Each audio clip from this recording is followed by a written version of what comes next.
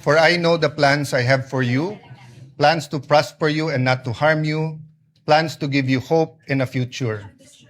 Yan po ang nasa Jeremiah 29:11 na naging isa sa core na paniniwala ng aking pagkatao at pananampalataya. Gusto ko po si Propetang Jeremiah dahil siya po ay nirerespeto at pinaniniwalaan ng Muslim, Hudyo at Kristiyano. Sa mundo ngayon na in crisis, buong mundo na in crisis because of the US-Iran-Israel war, napakahirap minsan paniwalaan na may magandang plano. But I'm always reminded that though people may be liars, God never lies. Though we may be weak, He is strong. But we are reminded that if He has a plan, we have to do the right thing. So let me be explicit. Our job together, my job, is to serve you, dear senators, to serve this nation, to serve God above all, and to do what is right. Napakahirap kung tutuusin po ang dinadaanan ng henerasyon na to. Kagabi po, kausap ko po ang pamangkin ni Senator Jinggoy, anak po ni Jackie, si Manu. Nakita po niya ako ng 2006 or 2007 or 2008 nung binisita ko ang kanyang lolo. At sabi ko sa kanya, grabe pala pinagdaanan ng generation nyo. During Duterte's time, depending on your lens, it was a human rights crisis. If you're pro-Duterte, it's a crisis of drugs, where illegal drugs did not only steal lives, did not only steal dreams, but it wrecked communities. It wrecked our government. Of course, if you are from the anti-Duterte lens, the human rights crisis was in the extrajudicial killings. But after enjoying almost 9 years of unprecedented economic prosperity during the Aquino time to the Duterte time, inabot po tayo ng pandemic. So from the human rights crisis to a health pandemic crisis. Naglilift pa lang ang COVID, nangyari na po ang Ukraine-Russia conflict. Sa mundo na mga kabataan na to ay naniniwalang hindi na posible ang World War III, ay suddenly may major conflict in the West. And then you fast forward. The crisis of the Philippines when it comes to corruption and flood control. The biggest corruption scandal in our country. Hindi pa ho tapos yan, nangyari yung Iran, US, Israel. And then, our young people have to face the prospect of a changing world through AI.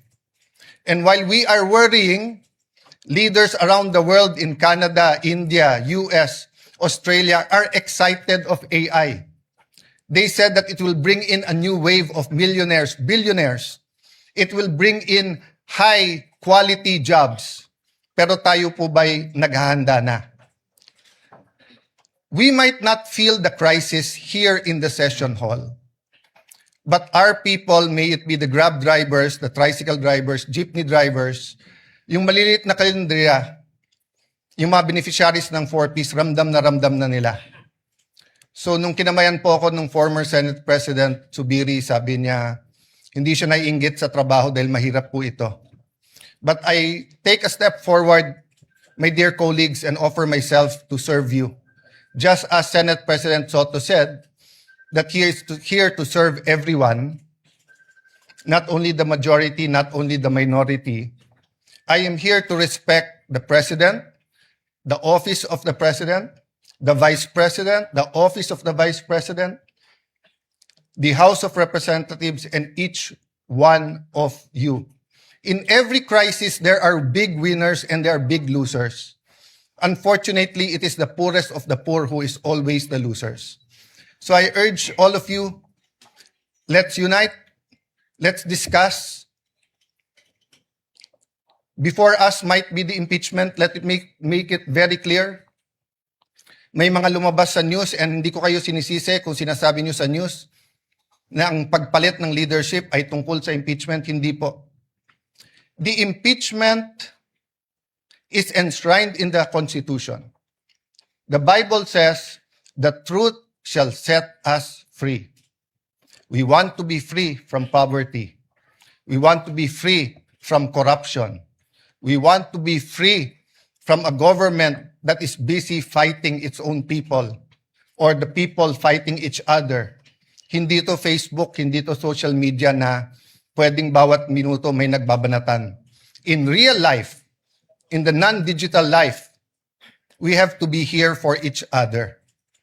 It doesn't mean anything if we are say we are devout Muslims or we're devout Catholics or devout evangelicals if we cannot love each other.